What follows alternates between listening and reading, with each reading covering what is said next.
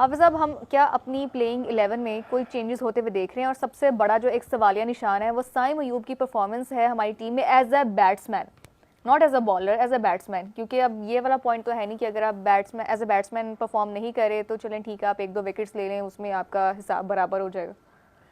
देखिए, ये तो बाहर बैठे लोग देख रहे हैं ना, लेकिन टीम मैनेजमेंट अगर ये सोच रही है, इसमें तो कोई दूसरी राय नहीं है ना कि उनकी बैटिंग परफॉर्मेंसेज अच्छी नहीं है। लेकिन अगर उनकी विकेटें टीम के काम आ रही हैं तो टीम मैनेजमेंट उसको ज़ाया नहीं होने देगी। वो कहेगी हमारे लिए रन्स नहीं कर रहे हैं ये, लेकिन मुखालिफ टीम को रन्स करने से रोक रहे हैं। गो के वो एक स्पेशलिस्ट बॉलर नहीं है, लेकिन T20 फॉर्मेट में कंडीशंस जिस तरह की उसको मिल रही हैं तो एक यूटिलिटी क्रिकेटर की हैसियत से तो वो सामने आए हैं। उनकी विकेटों को तो नज़रअंदाज नहीं किया जा सकता इस मौजूदा हालात में। कल के मैच में भी देख लें तो टीम मैनेजमेंट का एतमाद उन पर नज़र आता है बज़ाहिर इस हवाले से कि अगर वो बैटिंग में रन्स नहीं कर पा रहे हैं तो बॉलिंग में वो टीम के काम आ रहे हैं। तो और जिस तरह से ये लोग काम कर रहे हैं और जिस तरीके से अपने खिलाड़ियों के साथ उनके काम करने का अंदाज़ है, बज़ाहिर तो ये लगता है कि वो फाइनल में मुश्किल है कि साइम को ड्रॉप करें, क्योंकि ऑलराउंडर्स को फोकियत तो अगर हम ये साइम अयूब को देखा जाए तो साइम अयूब के लिए प्रॉपर एक बेहतर क्या उनको हम देखते हैं, स्पोर्ट्स एनालिस्ट हैं, आपके एनालिसिस के अकॉर्डिंगली उनको क्या मसला पेश आ रहा है कि उनसे जो बॉल है वो हिट नहीं की जा रही प्रॉपर? क्या करने की कोशिश कर रहे हैं कि वो आते साथ ही सिक्सर्स और वो करने की कोशिश कर रहे हैं? हवा में जा रहे हैं सारे शॉट्स उनके, जितनी मरतबा भी वो आउट हुए हैं मासिवाय एक श्रीलंका के मैच के, हवा में खेलते हुए आउट हो रहे हैं।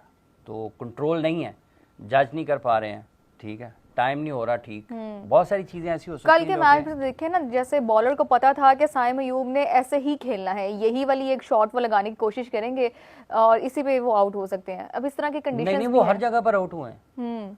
वो तो इधर भी हुए हैं, उधर भी हुए हैं, बकायदा फील्डर उसने वहां पे प्लेस किया था उस बॉल के लिए, फिर इधर आउट। वो तो हर जगह पर आउट हुए हैं ना, मतलब ये तो नहीं है कि वो हर शॉट पे हर मैच में वहां पे आउट हो रहा है। उसके तो आउट होने की मुख्तलिफ पोजीशंस हैं। वो आपको थर्ड मैन पे भी नजर आया है, वो आपको पॉइंट पे भी नजर आया है, वो आपको एक्स्ट्रा कवर पे भी नजर आया है, वो आपको मिड विकेट पे भी नजर आया है, ठीक है। तो वो विकेटें भी उसकी उड़ी हैं, वो तो हर जगह पर आउट हो रहे हैं, फंसे हुए हैं। अल्लाह करे कि जो आने वाला मैच है पाकिस्तान इंडिया का फाइनल, उसमें वो बेहतर अंदाज से बैटिंग भी कर जाएं। अभी तो यही लगता है कि उनको ड्रॉप नहीं करेगी टीम मैनेजमेंट ना, तो अगर कर भी देंगे तो क्या, हसन नवाज आ जाएंगे, किसी एक को खिलाना, किसी एक को बैठाना। ये 15-16 प्लेयर्स हैं इनके पास, वो उसमें हुसैन तलत को भी तो शामिल किया ना उन्होंने, हसन नवाज को, हालांकि वो मिडल ऑर्डर में, मिडल में, इनिंग्स के दरमियानी हिस्से में वो ज़्यादा जारहाना क्रिकेट खेलते हैं और पाकिस्तान टीम को उसकी ज़रूरत है, लेकिन उनका ये ख्याल है कि वो नहीं काम आ सकते इसी T20 फॉर्मेट में जिसमें हम खेल रहे हैं। इसके सबसे ज़्यादा जिसके बारे में बात की गई वो मोहम्मद हारिस थे, एक मैच में उनकी बारी नहीं आई अगेंस्ट इंडिया। कुछ भी कर सकते हैं, बाहर कौन से कोई इतने बहुत बड़े कामयाब क्रिकेटर बैठे हुए हैं जिनको आप कहें जी बाहर कोई बैठा हुआ था तो बहुत कामयाब था और उसको खिला लेते तो जाहिर है हमारे पास वही प्लेइंग हमारा 11 वैसे भी अमूमी तौर पर कौमी मिजाज है कि जब कोई बंदा सामने होता है वो हमें बुरा लगता है, जब वो उसका चेहरा गायब हो जाता है वो हमें अच्छा लगने शुरू हो जाता है, जब वो दोबारा आता है फिर वो लगने शुरू हो जाता है। सही है। मसला तो वही है ना कि टीम जब भी कोई भी चेंज करते हैं, प्लेयर चेंज करते हैं, हर दफा आपका इशू एक ही है, बिल्कुल ऐसा ही है। प्रेशर हैंडल करना। अच्छा, हमें इमरान सोहेल साहब ने ज्वाइन किया है। इमरान सोहेल साहब, very welcome to the programme. हम जैसे कि बात कर रहे हैं कल वाले होने वाले मैच, बांग्लादेश और पाकिस्तान के होने वाले मैच की परफॉर्मेंस में, क्या आप उससे सेटिस्फाइड हैं? और जो आगे हमारा फाइनल्स होने जा रहा है, तीसरी बार हम इंडिया के सामने आमने सामने होंगे, तो इसको किस तरह से देख रहे हैं आप? सबसे पहले तो अस्सलाम वालेकुम आपको, हाफिज़ साहब आपको और आपको भी। देखिए, पाकिस्तान ने कल जो विक्ट्री हासिल की है वो हम इसको कुछ भी कहें, जीत ही होती है, बिल्कुल। लेकिन हम किस तरह की क्रिकेट खेल रहे हैं, मेरा ख्याल है कि हमें इस पे तो बाद में सोचना पड़ेगा। पहले हमारा जो टारगेट है वो एशिया कप का फाइनल ही है, उसको हम, अब मैं बातें सुन रहा था आपकी भी कि देखिए हमारी बैटिंग लाइनअप बिल्कुल फ्लॉप है। अभी आप बात कर रही थी साइम अयूब की, आप चेंज करके क्या करेंगे? एक मैच बाहर बिठा के क्या कर लेंगे? जिसने जो करना है, जो दिखाना है वो फाइनल तक दिखा ले, फिर उसके बाद किसी के पास एक्सक्यूज नहीं होगा। चले जी आखिरी मैच में भी परफॉर्म कर देता है।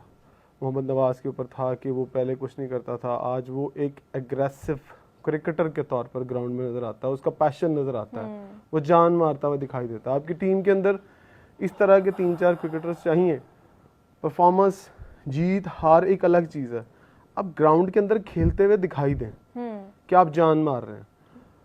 बॉडी लैंग्वेज बहुत इंपॉर्टेंट होती है, जितनी क्रिकेट देखी है, जितनी खेली है, जितनी सीखी है, कि यार बॉडी लैंग्वेज क्या है, आप हल्के ना हो किसी के सामने, चढ़ कर आएँ।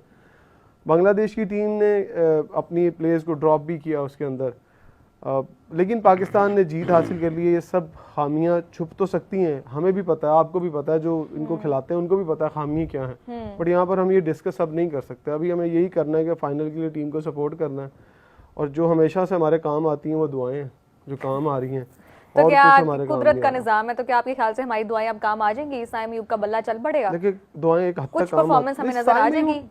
साइम अयूब के ऊपर बहुत क्योंकि बात अगर हो देखा रही है। जाए ना, वो हमारे मेन बैट्समैन के तौर पे वो टीम में गए हैं। देखिए मेरा ख्याल है कि साइम अयूब को बहुत डिस्कस कर लिया है, अब उसका नतीजा आना बाकी है। वो नतीजा ना मेरे हाथ में ना आपके हाथ में, वो एक ही नतीजा मैच रह गया सेलेक्टर्स जिसमें को नतीजा पता आ है, सकता टीम है। मैनेजमेंट को पता है कि उसको कब बाहर बैठाना। आपने इसी बेस पे बाबर को बाहर किया था, बिल्कुल इसी बेस पे आपने 2-3 प्लेयर्स को बाहर किया था। अब देख लेते हैं ना एशिया कप के फाइनल के बाद कि क्या इतना हौसला है किसी में कि वो लाइकिंग और डिसलाइकिंग से निकल के एक मेरिट पर फैसला करे और उन प्लेयर्स को बाहर निकाले जो कि वाकई डिजर्व नहीं करते।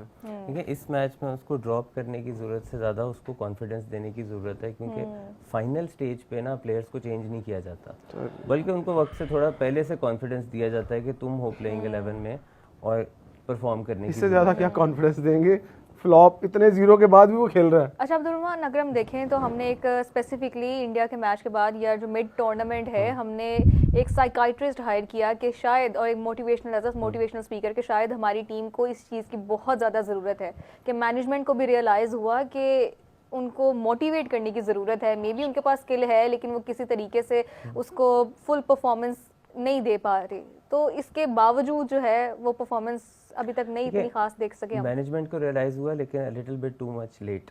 ये लास्ट मिनट में होने वाला काम नहीं है कि साइकाइट्रिस्ट या साइकोलॉजिस्ट आके कोई मिरेकल कर दे।